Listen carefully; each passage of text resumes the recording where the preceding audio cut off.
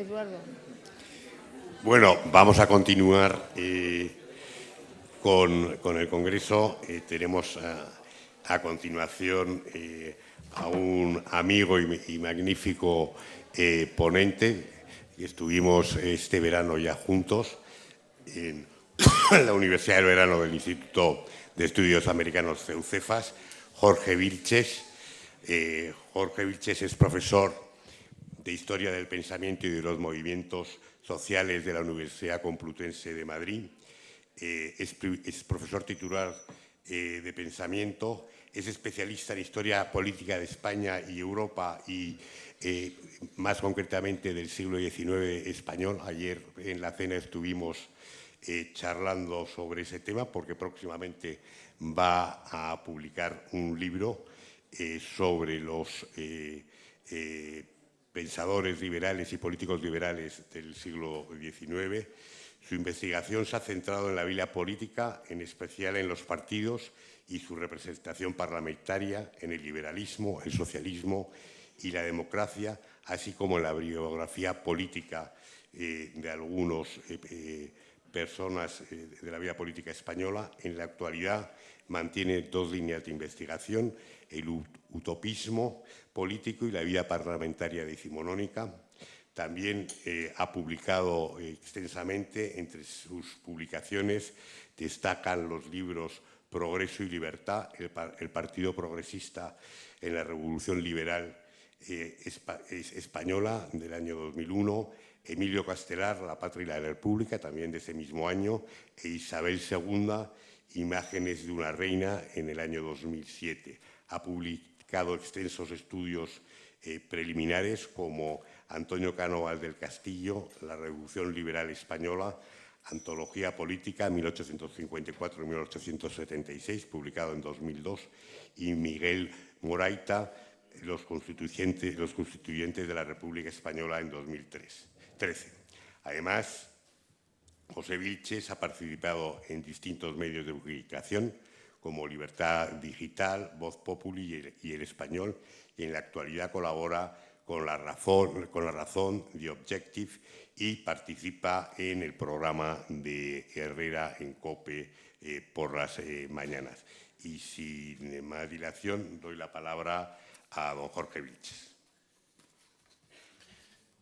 Buenos días y muchas gracias a Eduardo y Consuelo, mi querida Consuelo. Muchas gracias a los organizadores. Aunque he de confesar que he tenido la mala suerte este año en dos ocasiones de comenzar mi palabra después de que hablara el maestro Mauricio Wiesenthal, con lo cual, en fin, haré lo que pueda, porque aunque sus palabras me han recordado unas de Julián Marías, que yo creo que vienen muy al caso. Julián Marías, discípulo de Ortega, unas palabras que me recuerdan también a Donoso Cortés, el que hablaba de la verdadera aristocracia, la aristocracia de la cultura, que era aquellas personas, decía Julián Marías, que ocupan su tiempo, que lo aprovechan en la cultura, que absorben aquello que la sociedad les procura para engrandecer su espíritu y devolvérselo a la sociedad, y otros que desaprovechan su tiempo, se distraen y pasean.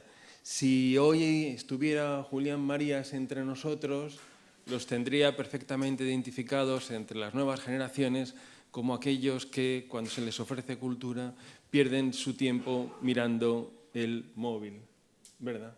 Bueno, en este caso, estoy aquí en este congreso magníficamente organizado sobre la hispanidad para hablar de algo relativamente desconocido, que son las consecuencias de las guerras de independencia americanas en España, pero no desde un punto de vista económico, que más o menos es conocido y un tanto plúmbeo, sino cómo afectó psicológica, política y culturalmente a la España del siglo XIX antes del año 1898, porque sí es cierto que la generación de españoles que vivió la guerra de las independencias americanas lo vivió de una manera muy diferente a la generación posterior, fundamentalmente a la generación española que vivió de los movimientos liberales y democráticos de 1830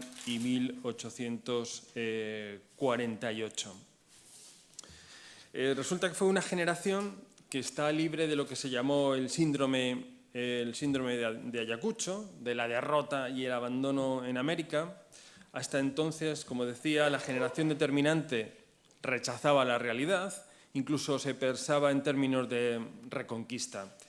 La generación siguiente, la liberal, la generación influida por los movimientos, decía, de 1830 y 1848, se preocupó por acercarse a la realidad del otro lado del Atlántico, por el reconocimiento de la emancipación, por la búsqueda de vínculos culturales, religiosos e históricos y, por supuesto, por establecer relaciones comerciales.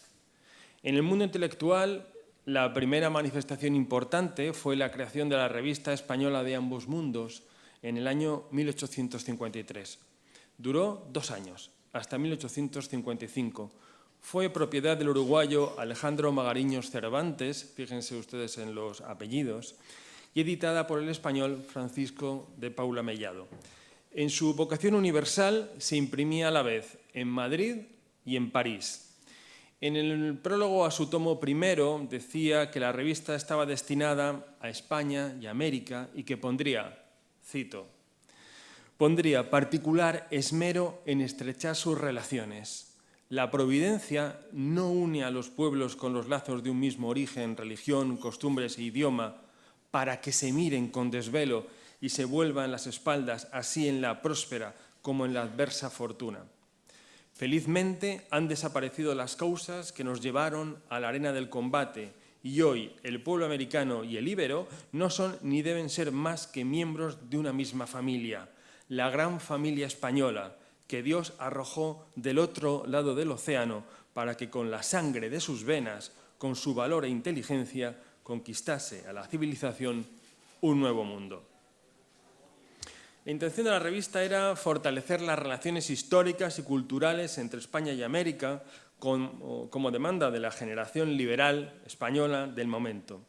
La revista dio entrada a escritores españoles como Modesto Lafuente, Eugenio de Ochoa, Gertrudis Gómez de Avellaneda y Carolina Coronado, y americanos como el propio uruguayo Alejandro Magariños Cervantes, que publicó un interesante estudio titulado El sistema colonial, explicando que el problema entre ambas partes estuvo en el progresivo distanciamiento entre América y la madre patria, así como la diferencia que hubo entre las ciudades americanas, plenamente europeas, y el resto que vivía, cito, en la semibarbarie. De esta manera, escribió el uruguayo Magariños, el espíritu público dirigido al bien de la comunidad no se desarrollaba en las capitales, pero allí nacía y moría. No obstante, los gobiernos españoles, escribió Magariños, siempre trataron de paliar esa distancia y esa diferencia.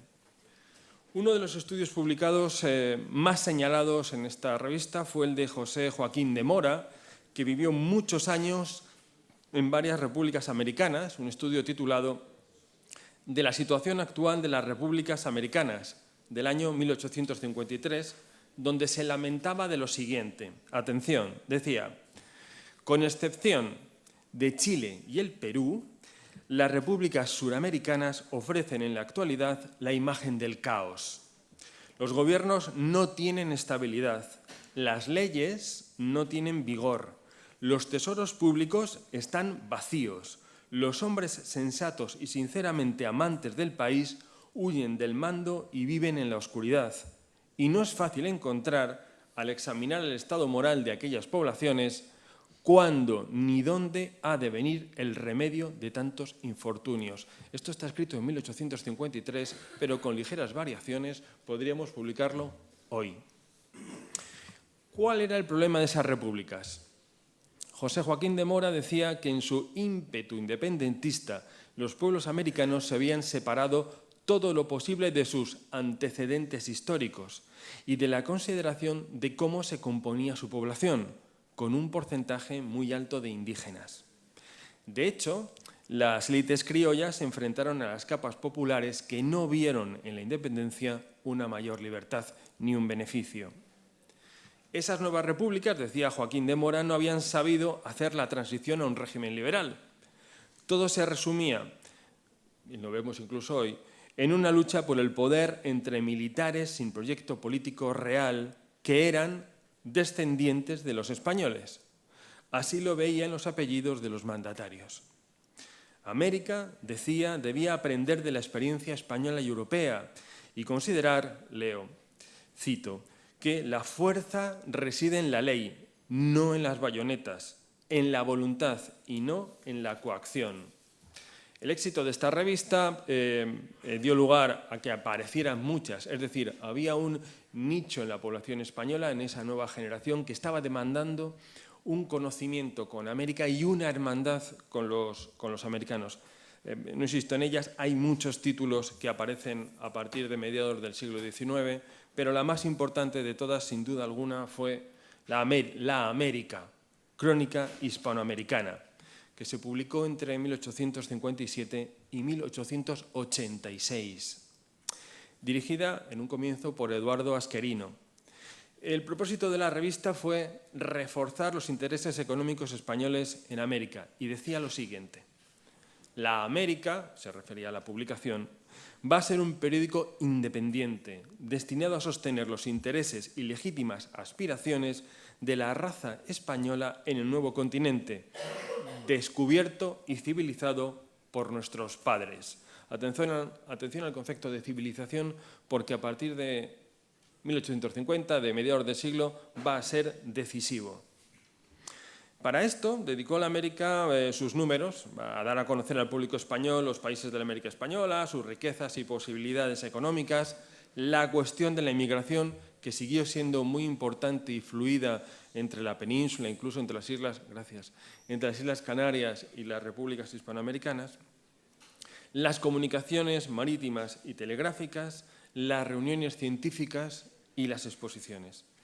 La idea era que se viera el enorme vínculo del pasado, pero también las posibilidades de su presente, de aquellos mediados del siglo XIX. Y decían lo siguiente: los pueblos no existen solo en el pasado, y nosotros queremos que influya en América la España nuestra, la que vive en la realidad, no la España de ayer, la de nuestros padres, la que vive en las páginas de la historia. Es decir, querían establecer nuevos vínculos con América, a la que consideraban hermanos. Bueno, la América reunió a escritores españoles como Emilio Castelar, sobre el que volveré después, Laureano Figuerola, Patricio de la Escosura, Cristino Martos, Antonio Flores, Antonio Ferrer del Río, Manuel Bretón de los Herreros, Amador de los Ríos, en fin. Constaba además con una red, esto es muy interesante porque va a ser algo muy novedoso, porque tenía una red de corresponsales tanto en Europa como en América, en torno a unos 400, que era una barbaridad para la época, que por supuesto enviaban noticias, quería ser ese vínculo entre un continente y otro. El éxito de esta publicación de nuevo da lugar a muchas otras en las que, hasta final de siglo, en las que no voy a insistir en los títulos, pero son muy ilustrativos, como precisamente Ilustración Española y Americana, o la Revista Hispanoamericana, la Unión Iberoamericana, o el Centenario. En todas ellas había un deseo de reencuentro basado en el orgullo y en la hermandad. Sirva de ejemplo la introducción de la Revista Hispanoamericana de Jacinto María Ruiz, el marqués de Grijalva, y de Salvador López Guijarro, que el 1 de julio de 1881 decía lo siguiente: nace esta revista al calor del sentimiento de la civilización española, con el vivo deseo de estrechar lazos de estimación recíproca y de provechosa inteligencia entre los pueblos hispanoamericanos y esta amada patria nuestra, que fue su insigne madre y fundadora en aquel tiempo de las maravillas misericordiosas de Dios, según la hermosa frase del bienhechor Las Casas. Había un sentimiento de hermandad, de pertenecer a la misma raza, con los mismos apellidos, lengua y fe religiosa, y 3 siglos de historia en común. Era, decían los editores de la revista, la gran confraternidad hispanoamericana. Este movimiento intelectual de mediados del siglo XIX sirvió para que en el último tercio del siglo América se utilizara para pensar qué era España. ¿Qué era España a través de América? Es decir, los pensadores y escritores españoles buscaron España mirando a América y aparecieron dos ideas contrapuestas que llegan hasta el día de hoy. Una, que era usar España para deprimirnos, como la ocasión perdida, ligada a la decadencia, al pesimismo, a la vergüenza, al regeneracionismo, a pedir perdón. Esa otra utilización de España para ver qué era, utilización de América para ver qué era España, era usar América para sentirse orgulloso del país, de la patria, por el descubrimiento del legado de la civilización y el progreso de la humanidad.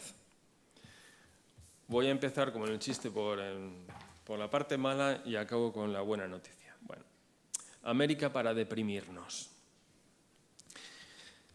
Para los republicanos españoles, las guerras de independencia, estoy hablando del último tercio del siglo XIX, para los republicanos españoles las guerras de independencia demostraban que la colonización de América fue una gesta del pueblo español, no de la monarquía, por lo que los americanos habían asumido los valores y creencias propias de la raza española, como eran, decían aquellos republicanos, el cristianismo, el patriotismo ligado a la libertad y el deseo de igualdad y de justicia.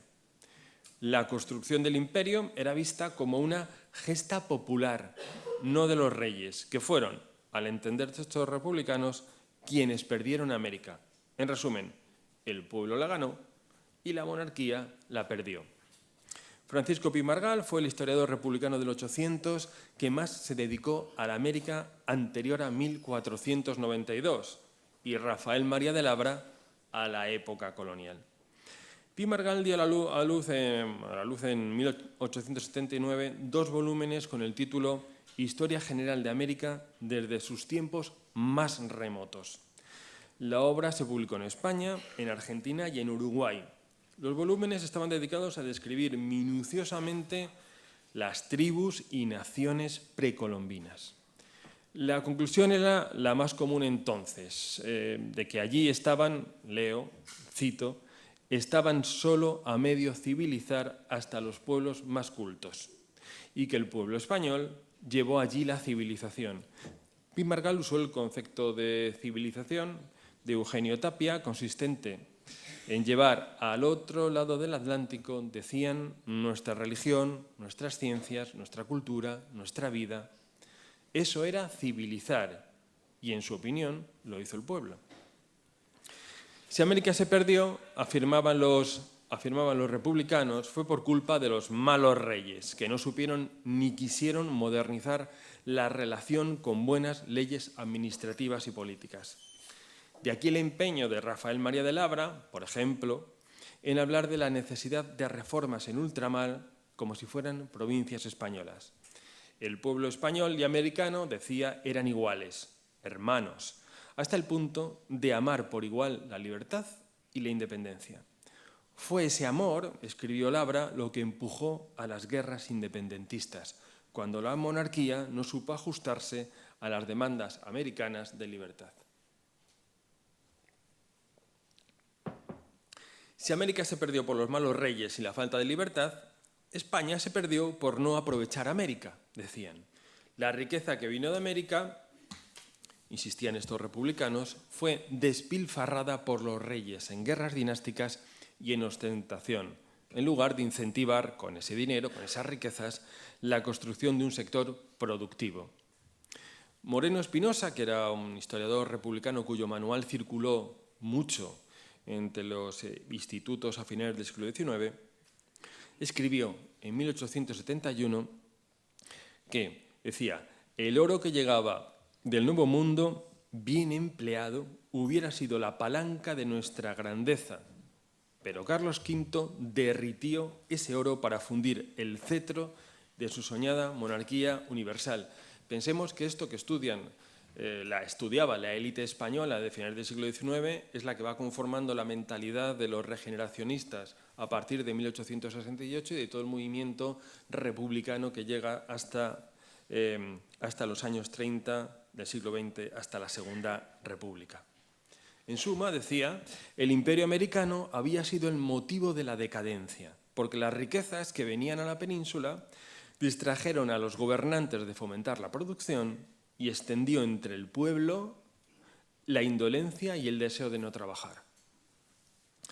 Los republicanos se limitaron a recoger las conclusiones de Adolfo de Castro en su obra Examen filosófico de las principales causas de la decadencia de España, publicado en 1852, que añadía a la crítica a la esclavitud, una cuestión en la que fueron muy activos los republicanos españoles con la sociedad abolicionista.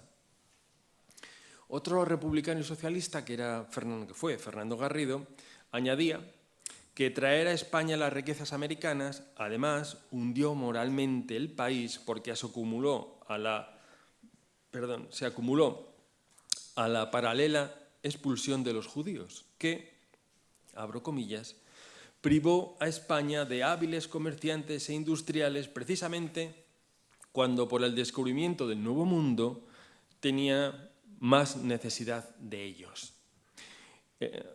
Subyace la idea de que los judíos en España constituían una élite, sobre todo económica e industrial, que en este caso, con el descubrimiento del Nuevo Mundo, hubiera venido bien llevar allí, al otro lado del Atlántico, para procurar ese crecimiento y aprovechar la ocasión. El descubrimiento de América, decía Fernando Garrido, en lugar de contribuir al bienestar de España y al desarrollo de su prosperidad, fue una de las causas de su decadencia, siendo las otras naciones de Europa que dieron asilo a los judíos las que sacaron el fruto, absorbiendo los tesoros que los españoles traían de América, porque estando arruinada nuestra industria, teníamos que mandar a ultramar los productos de los extranjeros. De esta manera, se veía con dolor que cuanto más oro venía de América, más pobre estaba España, decía. La falta de reformas acabó perdiendo a España, al imperio. Moreno Espinosa, como decía este historiador republicano, sostenía en su manual que el error estuvo en la resistencia de la monarquía a las reformas y en el papel de la Iglesia católica, y añadía: es cierto que más tarde el emperador Carlos V creó un Consejo de Indias y tanto él como los reyes siguientes regularizaron la administración y dieron sabias leyes a los países recién conquistados, pero estas disposiciones rara vez se cumplían y, por otra parte, ya no era posible llenar el abismo de odio que separaba a la raza americana de la española. Es decir, el mal gobierno de los reyes, incapaces de imponer una administración recta, rompió la relación entre españoles y americanos. Bueno. El comportamiento de España con América era una demostración, a su entender, de las dificultades para la modernización. Si la primera América se perdió por no hacer reformas, otro tanto iba a pasar con Cuba y Puerto Rico. Labra, decía Rafael María de Labra, fue quien más defendió la autonomía de las Antillas españolas desde 1879. Era preciso, decía, reformar la administración antillana para llevar allí la libertad, los derechos de ciudadanía, la igualdad civil y política entre peninsulares e insulares, la abolición de la esclavitud en Cuba y de esta manera evitar una ruptura traumática con la madre patria. Labra tuvo desde 1872 un escaño en las Cortes por Puerto Rico y Cuba, en todas las legislaturas hasta, evidentemente, 1898. Y Labra vinculaba la autonomía colonial a un sistema republicano porque entendía que no sería posible si no había una reforma administrativa profunda y a una política ibérica porque por el acercamiento a Portugal era la base de lo que él llamaba la intimidad iberoamericana. La autonomía llegó en 1897, muy tarde. La derrota de 1898 fue, a su entender, una demostración de la decadencia por incomprensión española de lo que era América. Ultramar no quería formar parte de un país, decía, de un país sin futuro que no había sabido dar solución. De ahí el regeneracionismo. No había sido la libertad la que nos hizo perder América, decía Labra, sino su falta. Perder ultramar mostraba los defectos de España y los enumeró en el año 1900. Decía: el centralismo, la dictadura más o menos intermitente, la mistificación sistemática de las libertades públicas, el clericalismo, el proteccionismo mercantil y la supeditación de las atenciones de la enseñanza pública y del presupuesto de paz a las exigencias de la burocracia y el militarismo. América servía, así, para una definición negativa de España. Voy ahora con la parte positiva. América para los orgullosos. Más allá de esta visión deprimente que dio lugar al regeneracionismo y que adoptó con fuerza la leyenda negra para asentar un discurso político en el siglo XX, estuvo la interpretación de la América española como un acontecimiento universal para sentir orgullo. Aquí me voy a limitar a destacar 3 ejemplos, que fue la celebración del 4º centenario del descubrimiento y 2 autores que desde pensamientos distintos basaron sus obras en el orgullo, que fueron Ricardo Capa y Emilio Castelar. Ricardo Capa, madrileño, recaló en Perú huyendo de la Revolución Española de 1868.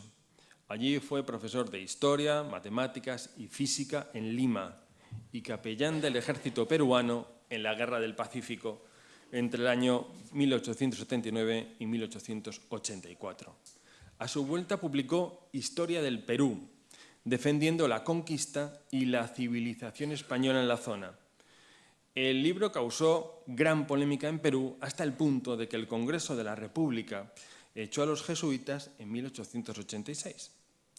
Ricardo Capa marchó a Bolivia y de ahí a España en el año 1887. En Madrid se dedicó a su obra monumental, titulada Estudios críticos acerca de la dominación española en América, que son 5 partes en 19 tomos, y aún así tuvo 3 ediciones, es decir, fue un éxito editorial en su momento.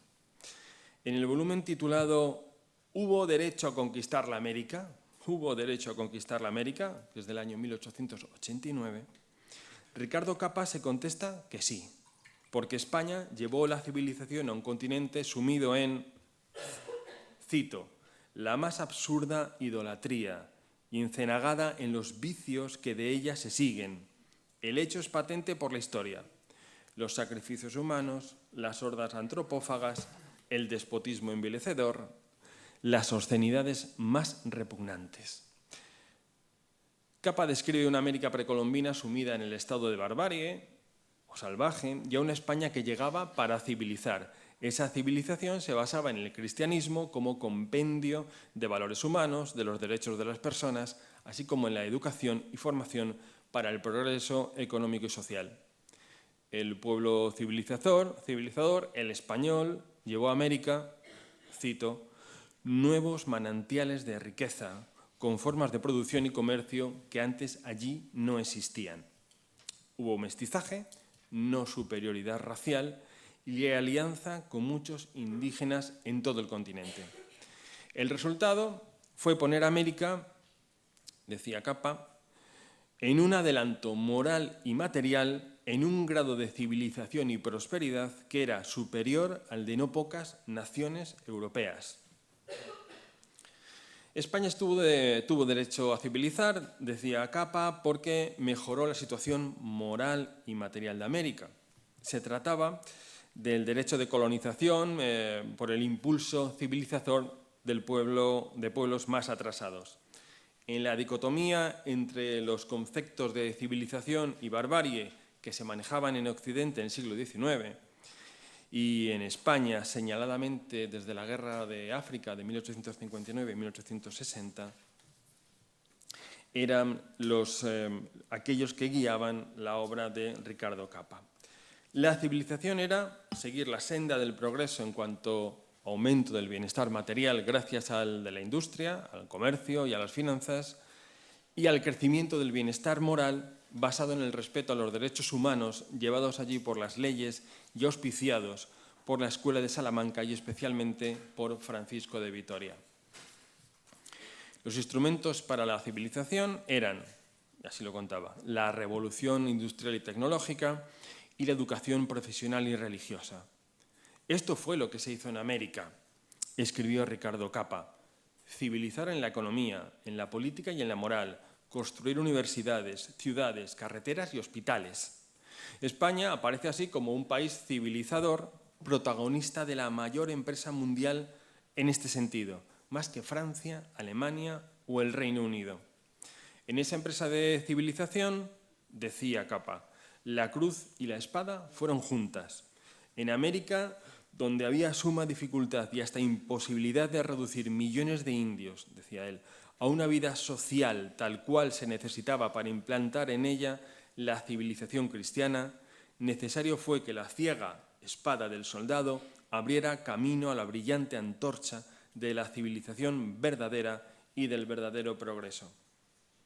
Capa, además, combatió la leyenda negra contestando a preguntas como las siguientes. Se preguntaba, ¿por qué se vituperan tan acremente las conquistas de los españoles que supieron hacer de idólatras cristianos, de incultos civilizados, de esclavos ciudadanos libres, de tribus sanguinarias y belicosas los pueblos más pacíficos del mundo?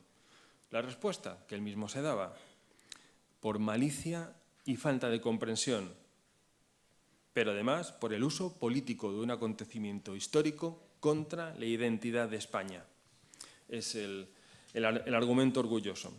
Capa escribió que parte de los soldados estuvieron motivados por la codicia, por el oro, pero no todos, porque muchos eran buenos cristianos. Además, el hecho de que la Iglesia se volcara en la evangelización y que los misioneros emplearan su vida en la educación y la sanidad de los indios mostraba el desapego a los bienes terrenales.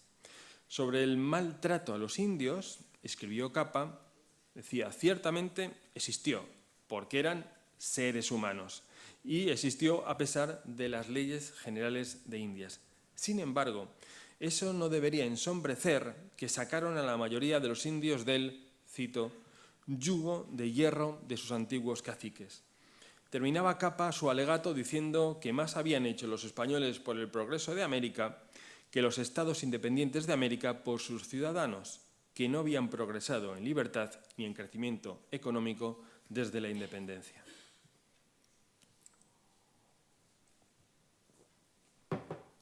Emilio Castelar, republicano, tuvo el mismo éxito editorial y de difusión con una obra titulada Historia del descubrimiento de América, con varias ediciones hasta la década de 1890 y que fue también publicada en algunas repúblicas americanas y en inglés en Estados Unidos. Castelar sostenía que España debía estar orgullosa de haber iniciado la nueva era de la humanidad con el descubrimiento de América. Los españoles habían conseguido que aquel continente pasara en poco tiempo del estado de barbarie a la civilización contemporánea en la economía, la moral y la política. Escribía lo siguiente. Si nosotros reconocemos que América señala el punto de partida capital en el desarrollo de la humanidad, nuestros hermanos de América están en el caso de reconocer que toda la cultura moderna y todo el espíritu vivificador de tal cultura les provino de la gente y de la tierra española, quienes hicieron los esfuerzos mayores de voluntad conocidos para descubrirla en bien de la especie nuestra toda entera, y emplearon el siglo de su mayor poderío y exuberancia, iniciándolos en los principios de la civilización cristiana. La independencia de los países americanos fue, escribió Castelar, a la manera con que los pueblos civilizados se separan de sus civilizadores, después de haber absorbido su cultura y contribuido a ella con hombres, arte e inventos. En el caso de España y las Américas, fue en sus inicios como el hijo que se separa del padre, que para marcar su personalidad independiente reniega de sus ancestros y construye un relato exagerado sobre su maldad. Castelar no era ajeno a que existía un debate sobre el descubrimiento. Cito. Algunos historiadores, esto valdría para hoy, algunos historiadores hispanos que inscriben entre las desgracias patrias el descubrimiento de América, juzgándolo agotador de nuestra raza, como hoy algunos escritores americanos que maldicen muy serios la llegada de nuestra nación allí, especie de serpiente metida en el Edén primitivo sin mancha, donde vivían inocentes y tranquilos, en casta desnudez y perdurable ociosidad, sus padres sin pecado. Es decir, que los españoles llegaron allí a deshacer un original paraíso. Los españoles no debían creer ese relato, decía, ni sentirse insultados por él, y los americanos tampoco, porque, escribió, para quitarse a España de su alma, los americanos deben eliminar su lengua, su religión, su cultura y sus costumbres. España había actuado como otras potencias civilizadoras de la historia, como Grecia y Roma, cumpliendo así la providencia y el ideal del progreso y convirtiéndose en, decía, servidores de la humanidad. Por eso, el descubrimiento y conquista americana habían sido el mayor episodio de la historia española como hecho universal. Eso no se podía negar en España ni en América. Por eso, Castelar exhortó a la unidad de ambos mundos, en un momento en el que la monarquía española era liberal, la de la Restauración, con reconocimiento de derechos como el sufragio universal masculino o el derecho de asociación. En el pensamiento de Castelar, América, por tanto, servía para fomentar el patriotismo español por su pasado y con un presente liberal y democrático que permitía esa hermandad con los americanos. Se trataba de la exaltación de las mejores virtudes del pueblo español, ejemplificadas en la historia, con una actualidad que, en su opinión, no era despreciable. Por último, la celebración del cuarto centenario estuvo inmersa en la política de conmemoraciones de la Restauración, con la conmemoración de Calderón, de Murillo, Santa Teresa, Diego Saavedra Fajardo o San Juan de la Cruz. La diferencia es que el descubrimiento de América se presentó como una empresa nacional, con vocación universal, y así fue porque se celebró a ambos lados del Atlántico, incluso en Estados Unidos, donde empezó a ser fiesta nacional en el año 1907. Yo creo que a día de hoy se arrepienten, porque todo aquello que tenga que ver con Colón y el descubrimiento de América para ellos es algo hoy cancelable. Bueno, hubo entonces una exposición universal en Chicago que se celebró en 1892 y que duró hasta el año siguiente. En Puerto Rico se celebró otra exposición hispanoamericana. Hubo muchas fiestas populares aquí en la península. También hubo reuniones científicas para recordar la labor española en la recuperación de la cultura precolombina, tanto como para resaltar el legado cultural, económico y científico español. Los preparativos comenzaron muy pronto, en 1888, y la celebración duró hasta 1893. Algunos historiadores quisieron resaltar la figura de Colón, que por cierto ahora resulta que según un programa de televisión española era un judío sefardí, y hay otros investigadores que dicen que viendo el ADN es imposible saber la fe religiosa del cadáver, lo cual me parece bastante sensato. Bueno, decía, algunos historiadores quisieron resaltar la figura de Colón, pero otros escritores e historiadores como Menéndez Pelayo, Juan Valera o Emilia Pardo Bazán reafirmaron el carácter de empresa nacional del descubrimiento y la hermandad entre la producción cultural americana y española. Se hizo con una vocación iberoamericana y universal, de España hacia el mundo, con América como su hijo, como una empresa de civilización histórica. En este sentido, Menéndez Pelayo escribió lo siguiente: no es realmente el centenario de Colón lo que se celebra, sino el descubrimiento total del Nuevo Mundo, y aun si se quiere, el conjunto de la grande obra colonial de castellanos y portugueses. Juan Valera, que fue uno de los intelectuales que más se interesó por la cultura americana a finales del siglo XIX, publicó Cartas Americanas en 1889 y al año siguiente Nuevas Cartas Americanas. Tampoco se quebró mucho la cabeza con los títulos. Bueno, Juan Valera fue, ya digo, uno de los literatos que comenzó a usar el concepto de americanismo con el sentido de orgullo, de haber trasplantado la civilización al Nuevo Mundo y de su resultado. Por eso, según escribió a Cánovas en el prólogo de 1889, se dedicó a dar a conocer al mundo, cito, las literaturas de México, Colombia, Chile, Perú y demás repúblicas, que si bien se conciben separadas, son una unidad general hispanoamericana en virtud del lazo con España. Es decir, que lo que unía a la América española era precisamente España. Y esa era la vocación española y la definición o la idea de España que se podía tener a finales del siglo XIX. Fue precisamente Cánovas quien creó en 1891 una junta para la celebración del centenario, que sirvió para la inauguración de 3 exposiciones, dando trascendencia al americanismo y a España como transmisor de ese mismo americanismo al resto de Europa. Ese vínculo, ese sentido de puente entre el continente americano y el resto de Europa. Como colofón, el 23 de septiembre de 1892, la regente María Cristina firmó el Real Decreto que establecía el 12 de octubre como día de fiesta nacional para conmemorar el descubrimiento de América. Desde entonces se ha hablado de Fiesta de la Raza, Día de Colón, Día de la Raza, la Fiesta Hispanoamericana, Día de Colón y de la Paz, Día de la Hispanidad, Encuentro de dos mundos o Encuentro de culturas, y yo no sé cómo es el nuevo ministro de Cultura querrá dar nombre a esto, cualquier cosa, sí, día de la cualquier cosa.